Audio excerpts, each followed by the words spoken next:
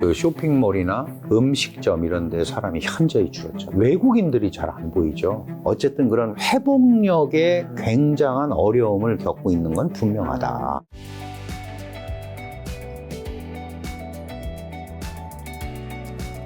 또 트럼프가 대통령 후보 시절에 그리고 당선인 이제 집권하기 전에 우리가 가상자산민 비트코인 기술을 받아들이지 않으면 제가 이제 비트코인을 여쭤본다기보다는 비트코인과 중국에 대한 여쭤보는 건데 중국을 포함한 다른 나라들이 이를 장악할 것이다. 중국이 장악하도록 둘 수는 없다. 이렇게 코멘트를 했단 말이죠. 맞습니다. 예. 이게 어떤 의미로 받아들여야 되고 그러면 이제 트럼프 시대에 어쨌든 비트코인 전략적 비축자산으로 할지 안 할지 지금 좀 애매하잖아요. 왜냐면 행정명령에도 아직까지 보인 게 없고 트럼프도 그 연설 때도 비트코인 얘기도 아직 안 했기 때문에 사람들은 기대감과 뭐 실망감을 함께 가지고 있는데 만약에 트럼프 시대 진짜 전략적 비축자산 비트코인을 하게 되면 그럼 중국도 그런 식으로 도입할 가능성이 높아지나요? 실제로 비트코인의 원조는 중국입니다. 왜냐하면 그 이번 일본에서 나왔잖아요. 근데 이게 이제 채굴하는 거잖아요. 그러니까 엄청나게 저렴한 전기료를 이용해서 그 다음에 엄청나게 많은 사람들이 투입이 돼서 딱 중국이네요. 그러니까 딱 맞잖아요. 그래서 2011년부터 중국에서 굉장히 비트코인이 성행했죠. 근데 이게 이제 중국 정부 입장에서 보면 이게 암호화폐잖아요. 그럼 자기네가 모르는 돈이 떠돌아다니는 거예요. 그럼 공산당이라는 거는 돈이 어디로 가는지를 통제를 해야 되는데 그래서 사실은 그냥 놔두다가 그러니까 비트코인이 굉장히 활성화되고 놔두다가 2019년에 금지를 합니다. 전면 금지. 그러면 그동안에 파낸 것들이 있잖아요. 생산된 것들이. 예를 들어서 뭐 영국도 뭐 5만 몇 개가 있다 그러는데 그게 다 중국 거라고 그러는 중국 사람들 거라는 소문이 있고 물론 이제 미국도 지금 한 20만 개 정도 있다고 하는데 그거는 뭐 범죄에서 압수한 거라고 그래요. 그리고 트럼프는 사실은 일기 때만 해도 저 암호화폐는 정말 가상의 공간에서 움직이는 사기다라고 그랬어요. 그럼 왜 저 갑자기 지금 비트코인을 들고 나왔을까? 근데 결국은 이제 미국이 세계를 지배하는 게 크게 두 가지거든요. 혹시 그 외가 트럼프의 민코인을 위한 큰 그림 아니에요? 근데 농담으로 드린 거예요. 왜 트럼프 코인 만들어졌는데 그럴 수도 있을 것 같은데. 몇 초가 20초인가? 멜라리 코인도 나와. 맞습니다. 야, 뭐 사업가니까 충분히 그런 생각도 할 수 있고요. 그리고 뭐 저기 또 소셜 미디어 그룹이 있으니까 뭘 할 수 있겠죠. 근데 이게 이제 그동안에 달러 패권과 해상 군사력, 그다음에 사이버 공간에서의 우위 이런 걸 갖고 세계를 지배를 했고 달러 패권이라는 게 이제 종이 화폐잖아요. 그런데 이 달러 패권을 대체할 수 있는 거가 지금 다른 건 없습니다. 금이 있어요. 금. 그러니까 원래 우리가 금본위제 사회였잖아요. 그렇죠. 예, 그 브레튼 우드 체제가 뭐 깨지고 이러면서 이제 그거 없어지고 그런 건데 결국은 안전자산에 대한 수요가 전부 금 쪽으로 갔고 이 금을 제일 많이 사 모으고 있는 데가 중국이에요. 그러면 결국은 달러와 금이 어쨌든 경쟁을 하는 모습으로 생겨버린 거죠. 그리고 또 금을 열심히 모으는 데가 인도가 있어요. 사람이 많으니까 뭐 요새 그러더라고요. 1g짜리 콩금이라고 그러나 뭐 콩알처럼 생긴 금이 유행이래요. 그냥 돈만 생기면 다른 거는 못 믿으니까 그 금을 사서 모은다는 거 아니에요? 자, 트럼프 입장에서 보면 그게 뭐 여러 가지 100%는 아닐 수 있지만 저렇게 뭐 위엔화나 루블화 가지고 달러화랑 싸울 수는 없어요. 그렇죠. 그런데 저런 안전자산을 비축해 놓고 미국에 도전을 하면 저거는 걱정이 될 수도 있는 거죠. 그러니까 이런 가상화폐 자산을 전략자산으로 삼아 놓으면 나중에 금에 대한 견제도 충분히 될 수 있을 거다. 결국은 그런 면도 우리 중미 패권 경쟁 차원에서 얘기를 하면 중국의 부상을 억제하는 정책의 하나로 채택할 수 있다. 그런데 2019년에 제가 이제 중국이 안 한다고 그랬었잖아요. 지금 다시 오픈을 했어요. 왜냐하면 지금 오픈돼 있어요? 네, 다시 이제 하는데 이제 지금 화폐가 20만 개 정도 있다고 하는데 그거 아무도 알 수가 없죠. 다 팔았다는 설도 있고. 그러니까 중국도 이거를 다시 하려고 하는 거죠. 결국은 미국이 한다 그러면 중국도 다시 여기에 끼어들 수밖에 없죠. 누군가 이게 세계를 리드하는 대장이 저걸 하면 안 하고 있으면 뒤처지겠죠. 이게 뭔가 저거에 대한 영향을 상당히 받을 수밖에 없거든요. 푸틴도 얘기하지 않았습니까? 우리도 하겠다. 기사 나왔죠. 네네. 그리고 지금 브릭스라는 데가 이제 네. 소위 중국이 몸집 불리기, 얼마 전에 인도네시아가 10번째 회원국으로 가입을 했습니다. 네. 이런 데를 통해서 소위 자신들만의 결제 수단을 만들 수 있잖아요. 그러니까 꼭 비트코인이 아니더라도 다른 형태로 무슨 전자화폐가 나올 수도 있는 거거든요. 그러니까 그런 거를 대비하면서 네. 뭔가를 이 브릭스나 이런 데서도 미국의 비트코인 전략 자산화에 대항하는 이런 시스템으로 만들어 갈 수도 있지 않냐. 그런 것들을 미국이 선점을 하면서 치고 나가겠다. 근데 이제 어제 엊그저께 취임식에 엄청나게 기대를 했지만 맞아. 말이 안 나왔어요. 그런데 말이 안 나왔어. 하긴 할 거예요. 왜냐하면 근데 물론 이제 그 전에 뭐 뱉어놓은 말들이 그렇게 네. 많은데 아무것도 안 하기에는 좀 그렇죠. 하긴 할 애매하죠. 건데 문제는 이제 미국이 의회민주주의 국가인데 네. 그런 거를 아무 그거 없이 그냥 할 수는 없잖아요. 근데 일부 주정부는 필라델피아 주는 벌써 선언을 했습니다. 자기네가 한번 해보겠다고 전략 자산으로 네. 비축을 하겠다고. 그러니까 그 효용성이나 이런 부분에 대해서 효용 가치가 있다고 판단을 하면 할 수 있는 거죠. 다만 이제 중앙정부 차원에서 움직이기는 굉장히 쉽지는 않을 것 같아요. 교수님 말씀은 미국에서 할지 안 할지 모르지만 실제 만약 하게 된다면 다른 국가들도 포함해서 중국이 그걸 안 하기는 쉽진 않다. 예, 저도 할 거라고 생각을 합니다. 네. 자, 이번에는 좀 중국 경제 좀 더 내밀하게 좀 여쭤보려고 하는데 2025년 지금 1월입니다. 벌써 이제 1월도 다 끝나가고 2월도 오고 있는데 지금 중국 경제 어떻고 소비, 투자, 수출, 뭐 고용 이런 중요한 데이터들 좀 요즘에 좀 좋아졌나요? 연말에요. 네. 그 이제 최종 1년 경제 성장률을 5.0%를 딱 맞췄어요. 5%를. 2024년? 네, 2024년에 5.0%였나? 5.0입니다. 딱 기가 막히죠? 그래서 야, 저걸 어떻게 인위적으로 저렇게 찍었냐. 대개 이제 시장의 생각은 한 4.8 정도 되지 않을까. 물론 그 통계 수치도 잘 믿을 수는 없지만. 저 요거 하나 여쭤보고 싶습니다. 많은 전문가들이 중국 데이터 믿을 수 없다 이런 얘기 진짜 많이 하잖아요. 근데 사실 까놓고 얘기해서 거기서 말해주는 데이터를 안 믿으면 뭐 볼 것도 없는 건데 다른 걸로 할 이 수가 데이터를 어떻게 받아들여야 돼요? 저는 이게 중국 데이터가 어떻게 생성이 되는지를 먼저 좀 봐야 되는데요. 중앙정부가 통으로 하는 거는 별로 없고, 이제 중국의 경제 플레이어들은 지방정부입니다. 31개 성시가 다 올리죠. 올해는 우리가 이렇게 발전하겠습니다. 그럼 중앙이 그거를 다 통계를 내가지고 발표를 하는 거예요. 마지막으로 뭐 4, 4분기에 우리는 이렇게 했습니다. 그렇게 해서 가지고 오면 그걸 가지고 통계를 내는 거예요. 다만 정부가 일부 자금을 조달을 해줄 수는 있어요. 그러니까 무슨 급하게 이런 거 하면은 어떻게 해라. 고정자산 투자를 이 돈을 가지고 해라. 이렇게 하는 거기 때문에 뭐 완전히 안 믿을 수는 없죠. 다만 이제 이 통계 오류를 지적하시는 분들 얘기를 들어보면 뭐 저도 그런 경험이 있고, 예를 들어서 화물 운송량 각 지역에 나온 거를 다 더했는데 중앙정부하고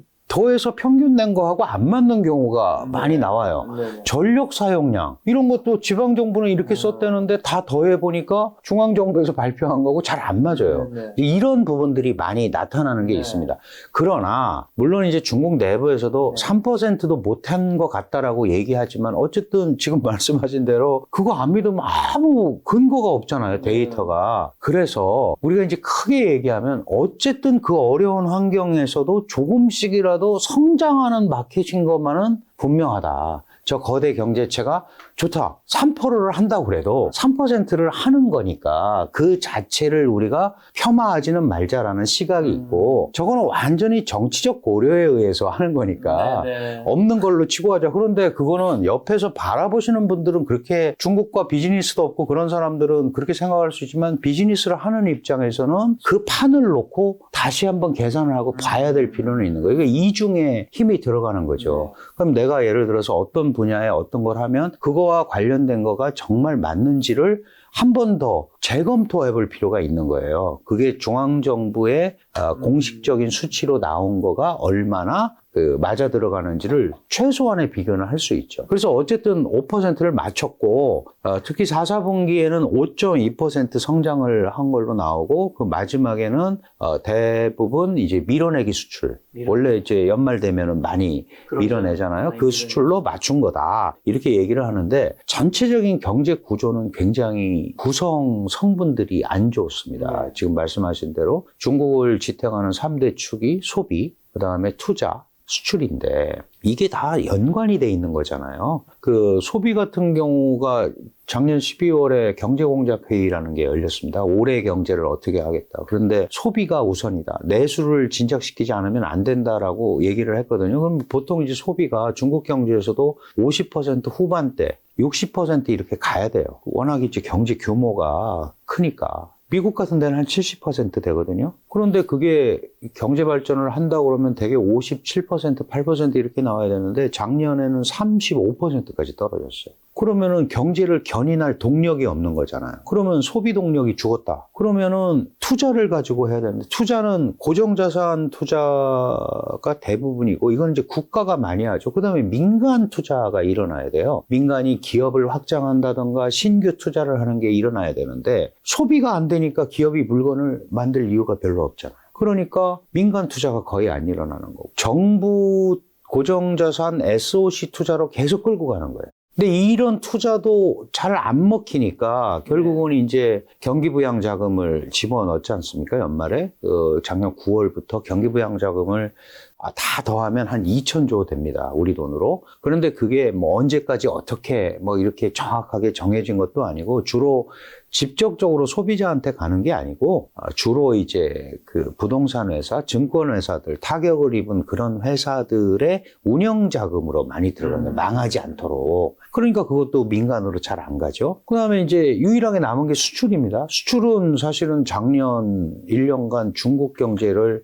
끌고 온 버팀목이었어요. 근데 이게 중국 경제의 굉장히 사실 전체적인 포션은 20%도 안 됩니다. 수출이 차지하는 비중이. 그런데 그걸 가지고 중국의 경제 성장률을 견인했었는데 이제 이것도 밀어내기 수출 보조금을 받아서 제조한 불공정한 수출 막 이렇게 되다 보니까 각국에서 이 관세 압박을 많이 받았단 말이죠. 지금 트럼프 관세 얘기하고 있지만 작년 8월에도 바이든이 4가지 전략 산업에 대해서 관세를 부과했거든요. 예를 들면 태양광, 전기차 뭐 이런 거, 배터리. 그리고 EU에서도 중국산 전기자동차에 대해서 관세를 거의 2배 이상 부과를 했단 말이죠. 그러니까 수출도 굉장히 어려워지는 거예요. 그러니까 중국이 채택할 수 있는 거는 지금 내수 투자가 안 되니까 그나마 할 수 있는 거는 중국이 잘하는 저가의 제품들을 많이 제조하는 거잖아요. 그래서 밀어내기 수출을 하는 겁니다. 우리한테는 이제 주로 뭐로 왔냐면 알리나 테무, 쉬인 이런 게 많이 온 거예요. 다른 데는 더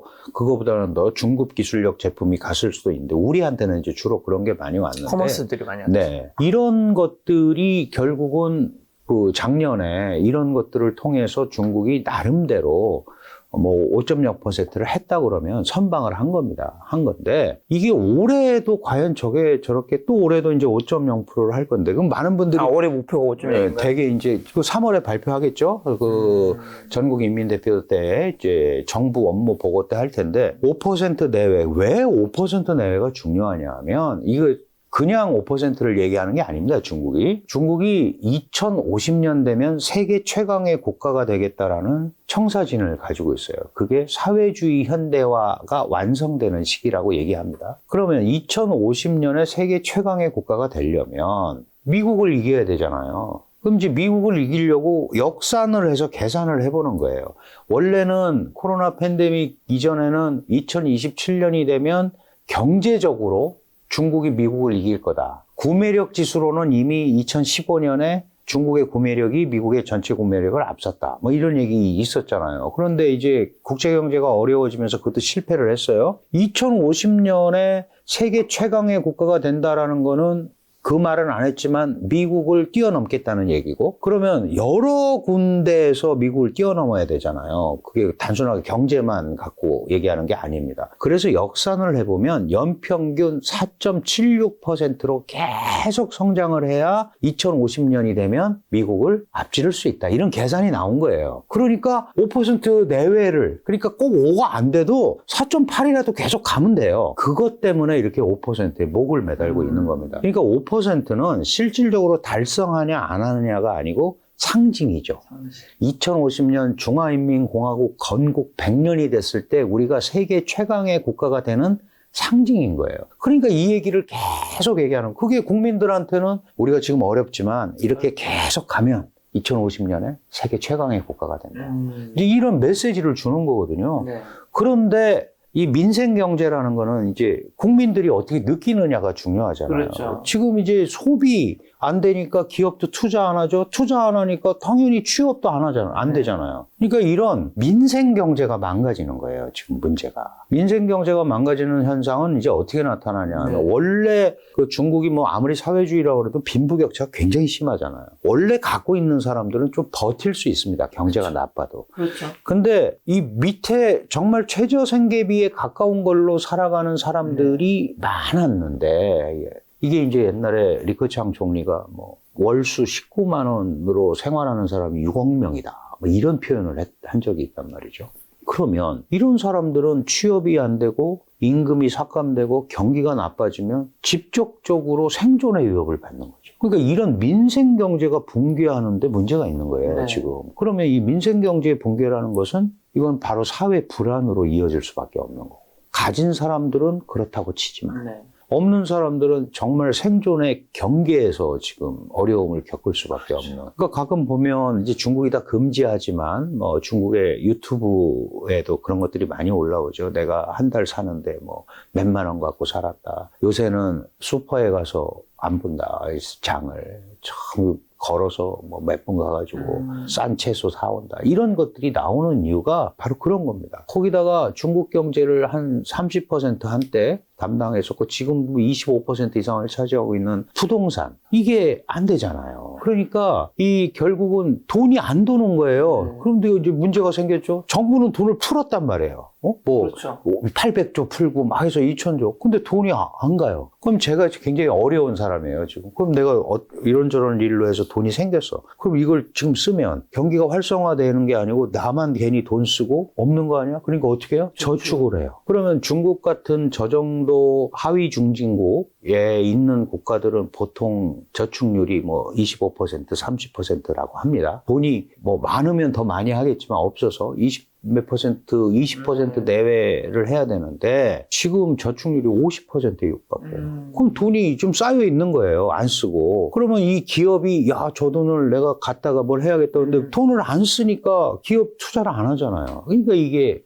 악순환의 고리에 지금 들어와 있는 거죠. 말씀하신 대로 중국이 지난해부터 경기 부양책 쏟아내고 있는데 지금까지는 어느 정도 쏟은 거죠? 지금까지 수치적으로는 한 2,000조 냈어요. 2,000조. 2,000조요? 예, 2,000조 원, 우리 돈으로. 우리 1년 예산이 600 몇십 조잖아요. 그러니까 3배 넘는 걸 했는데, 사실은 2008년에도 약 800조 정도를 낸 적이 있어요. 그때는 그걸 갖고 성공했죠. 경기 부양에 그 서프라임 모기지 사태 생겼을 때입니다. 근데 그때는 중국 전체 GDP에 이 800조라는 돈이 약 12% 정도 됐었어요. 근데 지금은 2,000조가 5%도 안 돼요. 경제가 커져가지고. 그만큼 대국이 돼요. 예. 그러니까 저거가 돈이 들어가도 표시가 잘 날지 안 날지 몰라요. 그러다 보니까 어떻게 했냐면 제가 금방 말씀드린 부동산 기업들이 망하면 안 되잖아요. 네. 안 망하게 해주는 운영자금. 증권회사들이 널뛰기 장세에서 도산하면 안 되는 거예요. 네. 왜냐하면 거기에는 수많은 개미 투자자들이 정말 영끌을 해서 투자한 것들도 있기 때문에 사회 문제가 된단 말이에요. 그러니까 그런 운영 자금으로 많이 넣은 거예요. 그리고 지방 정부가 어렵잖아요. 이 부동산 개발을 통해서 지방 정부가 운영 자금을 재정 자금을 썼었는데 그게 잘 안 되니까 그래서 지방 정부 운영 보조 자금으로 또 돈을 발행을 하고 또 뭐 국채를 발행시키고 이런 걸 통해서 그걸 이제 해결을 하는 거거든요. 그러니까 아직도 이게 이제 실질 소비자, 수요자한테 잘 안 갔다. 지금 그런 상황이다. 이렇게 봐야 될 것 같고, 지금 또 그 3월이 되면 이제 한 해 정치 시작을 알리는 전국 인민대표대회가 열리고, 정부 업무 보고가 이제 총리가 올해 경제 성장률을 어떻게 하겠습니다. 뭐, 그 다음에 올해 예산은 얼마입니다. 뭐 3월이 제일 중요한 3월 달이거네요. 초에 그걸 하죠. 그때도 지금 600조 정도의 특별 채권 발행을 지금 해놓고 있어요. 네. 그러니까 준비는 다 하고 있는데 네. 문제는 이제 그게 효과가 나타나야 되는데, 아시다시피 중국이라는 데가 워낙 공룡이란 말이죠. 이 항공모함처럼 움직이기 때문에, 예를 들어서 보트는 이렇게 핸들을 확 틀면은 샥 돌아가는데 항공모함은 저기 가서 돌아서 와야 되는 거예요. 이게 반경이 크잖아요. 그러니까 금방 효과가 안 나타나요. 그러니까 실질적으로 보면 작년 한 10월, 11월부터 움직였다고 보면 하반기나 돼야 그런 정책 효과들이 나타날 수밖에 없지 않냐. 그러면 중국 정부는 뭘 기대하느냐. 그 상황에서 국제 경기가 조금 살아나주면, 그러면은 중국이 그나마 잘하는 제조업, 이걸 가지고 조금 버티기, 네. 이게 가능하고, 그래야 미국한테 레버리지가 생기는 거죠. 우리가 그런 걸 보여줘야 소위 트럼프와 이제 앞으로 계속 주고받기를 해야 될 때 좀 지구전도 가능해지는 거예요. 네. 그러니까 버티기 전략을 해야 되잖아요. 그러니까 이런 식으로 지금 전반적인 그림을 그리고 있지 않나, 이렇게 봅니다. 부동산도 말씀해 주셨는데 한창 시끄럽던 헝다리스크. 지금 뭐 한국인 분들에게는 좀 그 소식도 좀 잠잠하고 하니까 부동산이 뭐 좋진 않지만 위기는 좀 일단락된 건가요? 위기가 뭐 일단락 됐다고 할 수는 없고요. 네. 사실은 헝다가 당시에 이제 2위 업체, 1위가 미구이완 들어보셨죠? 네. 그다음에 완커라는 3위 업체가 또 있어요. 이 세 개가 전부 디폴트가 났다 그랬어요. 근데 그 디폴트는 해외 차입 자산에 대한 디폴트입니다. 그러니까 국내 거는 중국 정부가 망하게 하면 안 돼요. 네. 그래서 저걸 살려야 됩니다. 왜냐하면 이 부동산 업체들이 건설하고 있는 중국 내의 건설 현장이 우리 분당, 일산, 신도시급 건설 현장이 약 3,000개 정도라고 합니다. 그러면 그 집들이 하루아침에 망하면 그거 어떻게 합니까? 네. 그러니까 그거는 안 망하게 하는 거죠. 그래서 이 헝다 같은 경우는 벌써 3년 반이 됐어요. 그런데도 좀 벌써 망했어야 되잖아. 그러니까 그때부터 이미 그건 아니었고, 해외 차입에 관한 그런 부분들이 어려운 거고, 지금도 당연히 어렵죠. 그리고 수많은 지방의 작은 부동산 회사들은 이미 도산을 많이 했어요. 지금 뭐 많이 안 남았다고 그래요. 그러니까 대형들만 남았고, 그 대형은 중국이 안고 가야 되는 거예요. 다만 이제 중국이 문제가 생겼습니다. 옛날같이 시장이 계속 성장을 하고 인구가 늘고 경제가 계속 외부 투자가 되고 이러면 괜찮은데, 인구가 줄기 시작했단 말이에요. 중국도. 예, 중국이 이제 인구가 줄기 시작해서 뭐 인구 1위 대국 지위를 인도한테 뺏겼다, 그거 많이 들어보셨잖아요. 그러면 인구가 줄고 고령화 사회가 되는 거예요. 고령화 사회가 되면 사회에서 부양해야 되는 자금들이나 이런 것들이 커지겠죠. 예, 더 어려워지는 거예요. 중국도 인구가 얼마나 많아요. 그러니까 문제는, 그런데다가 인구가 준다는 거는 더 많이 나야 느는 거 아니에요. 그렇죠. 그죠? 근데 요즘 중국도 잘 안 나요? 안 낳죠. 똑같죠. 키우기가 너무 어려운 거야. 그래서 한 자녀 갖기 정책을 하다가 이제 완전히 풀었습니다. 많이 낳아라. 많이 낳으라고 그랬는데도 안 낳는 거예요. 왜냐하면 내가 애들을 제대로 교육을 시키고 제대로 케어를 하면서 키워야 되는데 자신이 없으니까 안 낳는단 말이에요. 그러면 주택 소유가 없어지잖아. 예를 들어서 내가 식구가 하나 더 늘었으니까 해야지. 그 다음에 내가 기업을 저쪽으로 옮겼으니까 거기 가까운 데로 가야지. 그리고 내가 승진할 거니까 집을 좀 무리를 해서라도 좀 가보자. 그게 미래 계획이 있어야 하는 거잖아요. 뭐 대출금리 깎아준다고 집 사고 그러지는 않습니다. 그죠? 뭔가 이 시장 심리가 회복이 돼야 되는데 거기가 안 되는 거예요. 그러니까 중국 정부도 이 부동산 정책을 과거와 같이 많이 지어서 분양을 해서 거기에서 나오는 자금을 가지고 운영을 하고 이런 것들이 매우 어렵다라는 거를 이미 중국 정부도 아는 거죠. 그러니까 부동산 정책이나 이런 것들도 이제는 어떻게 일부 시장 조절에 맡기면서 저게 완전히 도산하거나 이래서 문제가 생길 수 있는 사회적 폐해는 막자. 이 정도 선에서 지금 컨트롤 하고 있는 거 아닌가 저는 그렇게 생각합니다. 자, 그리고 아까 중국에서 경기 부양책의 돈을 6천조나 풀었는데 그게 시장이 안 돌아다니는 게 이제 또 사람들의 주머니 저축을 한다 얘기해 주셨는데 그만큼 쓸돈이 사라져 중국인들이 또 가성비 초저가 상품만 찾는다고 하던데 당연히 그렇죠. 정말 그런가요? 네, 뭐 그럴 수밖에 없습니다. 이왕이면 품질이 좀 떨어지더라도 그 유사한 제품을 사서 쓸 수밖에 없는 거죠. 사실은 우리가 이제 시장 경제도 그렇잖아요. 우리가 알리테모 왔을 때 누가 저걸 써라고 얘기하는 사람도 있었지만 이거 써보니까 괜찮던데 100은 아니지만 저희 카메라 배터리 다 알리에서 온 겁니다. 그러니까요. 괜찮은 것도 있고 아닌 것도 있고 그러니까 결국은 시장이 판단하는 거거든요. 그러면 내가 이 같은 돈을 가지고 저거를 하나 사 쓰는 것보다 조금 품질을 떨어지고 모양도 약간 빠지지만 그래도 비슷한 기능을 할 수 있는 거를 샀을 수밖에 없는 거죠. 그러니까 자연스럽게 초저가 시장이 형성이 될 수밖에 없는 거예요. 근데 너무 많이 생산하니까 초저가 자체도 중국 내에서 소비가 안 되니까 그걸 또 밀어내기를 하는 거죠. 지금 알리 말씀하셨는데 알리가 전 세계의 그 이런 브랜치 마켓 사무소를 191개를 가지고 있어요. 어마어마하죠. 전 세계에 그러니까 한 나라에 하나씩 거의 다 있다고 보는 거예요. 그러니까 그런 걸 통해서 이런 것들을 하는 겁니다. 알리뿐만 아니라 테무 쉬인도 이미 유럽이나 이런 데 전 세계적으로 50개씩 다 가지고 있어요. 그러니까 이런 데를 통해서 꼭 저가를 수출하고 싶어서 그런 건 아니지만 중국 내부에서도 소화가 안 되니까 당연히 그런 쪽으로 그걸 펼칠 수밖에 없고 그렇다면은 그 해당 국가 기업이나 또 그 지역을 대상으로 하고 있는 국가들 수출품과 또 경쟁이 되고 이제 이렇게 될 수밖에 없는 거죠. 교수님은 또 중국학과 교수님이시니까 중국도 자주 가실 것 같은데 작년에 중국 갔다 오신 적 있나요? 예, 갔습니다. 자주는 안 갑니다. 요즘 무서워서. 왜 뭐가 무서우세요? 뭐 반간첩법도 있고. 예전과 다르게 현지 분위기가 굉장히 뭐 상점이든 사람들이든 뭐가 좀 다른가요? 그렇죠. 많이 다르죠. 우선 그 쇼핑몰이나 음식점 이런 데 사람이 현저히 줄었죠. 진짜 줄었어요? 진짜로 대도시 같은 데는 많이 줄었습니다. 그리고 우선 이제 외국인들이 잘 안 보이죠.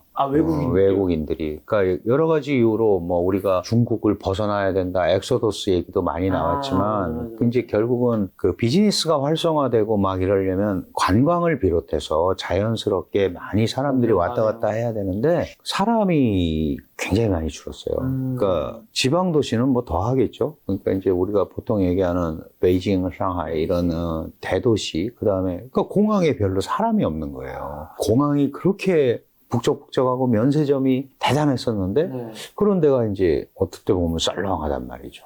그렇다면은 이게 중국에 들어오는 사람들 자체가 없고 그다음에 중국 내부에서 적극적으로 소비하려는 계층이 없다. 그거는 다 이제 경제가 제일 중요한 게 우리가 심리라고 그러잖아요. 심리 회복이 안 된 거예요. 내가 이 돈을 써서 이 경제에 참여를 할 거냐 아니면 지금은 아닌 것 같다. 그럼 물러나서 조용히 아껴 쓰면서 있을 거냐. 우리도 똑같잖아요. 그럼 중국도 다 똑같은 사람인데 그렇게 생각하는 게 너무 오래 가고 있는 거예요. 지금 문제가 뭐냐 하면 코로나 3년 그 다음에 리오프닝 한다고 1년 그리고 작년에 우리가 잘할 수 있다고 그러고 1년 전체적으로 한 5년을 대표적인 불경기에 빠져 있는 거죠. 그러면 사람이 이제 아프면 우리가 그런 거 이런 예를 들면 뭐 좋지 않습니다. 병상에 오래 있다가 일어나면 다리에 힘이 없잖아요. 힘이 없죠. 근육이 쫙 빠졌거든. 회복력에 문제가 생긴다는. 회복력을 빨리 만들어야 되는데 내가 누워있을 때는 일어나기만 하면 바로 걸어 다닐 것 같고 그런데 실제로 일어났더니 어지럽고 다리에 힘이 없고 좀 그런 상태란 말이에요. 그러니까 그렇다고 그래서 하루아침에 폭삭 다시 주저앉아서 그건 아니지만 어쨌든 그런 회복력에 굉장한 어려움을 겪고 있는 건 분명하다.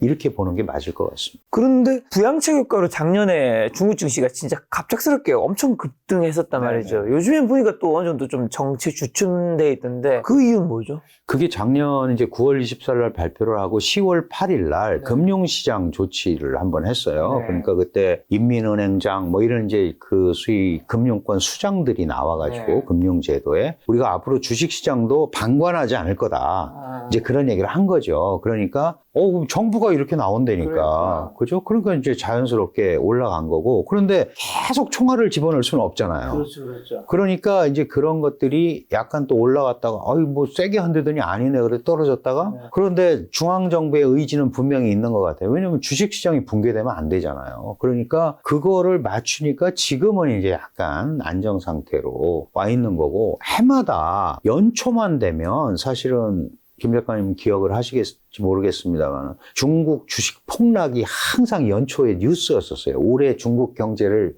어렵게 본다. 네. 근데 올해는 사실은 그 부분이 없었는데? 못 들어보셨죠. 네네네. 그러니까 작년 연말에 그런 조치들을 했기 때문에 나름대로 약간의 안정을 찾은 거죠. 이제부터 이게 어떻게 갈지를 이제 지켜봐야 되는데 그게 중국 혼자 결정할 수 있는 게 아니잖아요. 그렇죠. 미국의 압박이라든가 뭐 국제 경제 이런 것들이 여러 가지로 얽히고 설켜 있으니까 그런 것들을 좀 지켜보면서 봐야 되는데 저는 뭐 개인적으로 중국이 이제 끝났다 안 끝났다 이런 게 아니고 업종별로 그런 것도 있고 아닌 것도 있다. 그러니까 이 정부 이거를 일률적으로 판단하지 않았으면 좋겠다라는 게 제 생각입니다. 그리고 아까 전에 이제 중국을 찾는 외국인도 많이 없어졌다고 했는데 중국에 진출한 해외 기업 탈중국화는 지금 어느 정도 속도인가요? 그 모든 게 그런 건 아닙니다. 예를 들어서 테슬라는 안 움직이잖아요. 네. 그죠? 그러니까 그런 데는 그대로 있고 또 아이폰을 제조하고 있는 박스콘이라고 있습니다. 이건 대만 기업입니다. 네. 대만 기업도 그대로 있고 물론 한 10% 정도는 이제 인도로 옮겼어요. 무슨 얘기냐 하면 이거는 탈중국을 하느냐 마느냐 이런 것들은 중국 시장을 어떻게 포지셔닝 하느냐에 달려 있는 거다. 예를 들어서 제조업 기지로서의 중국은 중국 제조업보다 우수하지 않으면 생존할 수가 없죠. 그런 데는 나와야죠. 특히 노동집약 산업이나 이런 건 안 되는 겁니다. 네. 그리고 아주 약한 자본집약 안 되는 겁니다. 기술이 고도로 돼 있는 데는 또 살 수 있죠. 그 다음에 공급망 협력으로서의 중국. 지금 이제 모든 제품이 한 나라가 다 만드는 게 없잖아요. 그럼 이제 예를 들어서 우리나라도 배터리 하려고 그러면 중국에 히토류가 필요하고, 그죠? 반도체 하는데도 갈륨, 게르마늄이 필요하고. 이러니까 공급망 기지로서의 중국이 있을 수 있습니다. 그러면 우리 SK 하이닉스나 삼성은 거기 그런 게 있는 거예요. 그 다음에 시장으로서의 중국이 있죠. 시장으로서. 그럼 예를 들어서 코로나 이전만 해도 한국 화장품들이 대단하지 않았습니까? 그거는 시장으로서의 중국이에요. 시장으로서. 그러니까 그런 거에 따라서 내가 저기 있을 건지 나올 건지. 그거는 중국 기업도 똑같습니다. 중국 기업도 더 이상 중국 내부에서 출혈 경쟁하기 어렵다고 하는 기업은 자기네들도 베트남으로 가요. 자기네들도 인도로 갑니다. 그래 또 우회 수출도 되잖아요. 미국이 중국에서 오면 메이드 인 차이나는 또 뭐 관세를 그러니까 다양한 형태로 이런 이합 집산이 이루어지는 거예요. 그러니까 이것도 경제 원리란 말이죠. 그러니까 전부 다 이렇게 해놓고 중국은 끝났다 이제 아니다 이렇게 할 일이 절대 아니라는 거예요. 예를 들어서 정말 끝났으면 미국이 중국이랑 왜 싸웁니까? 견제하려고 싸우는 거잖아요. 일부 분야는 그렇게 하니까. 그러니까 우리도 이제 우리는 국가가 5천만이고 나라가 작잖아요. 그러니까 어떤 소식이 오면 전 국민한테 다 퍼져요. 근데 중국이나 미국 이런 데는 다른 나라 일에 별 관심도 없고 자기네 내부가 더 그러니까 우리가 그런 것들을 일반화해서 보는 시각을 없애야 된다. 중국은 왜냐하면 최고 첨단 제품부터 최하첨 제품까지 모든 걸 다 만드는 국가예요. 그러니까 필요로 한 부분들이 다 다르게 있다. 그거를 우리가 찾아내야 그래야 우리 생존의 가능성이 있는 거죠.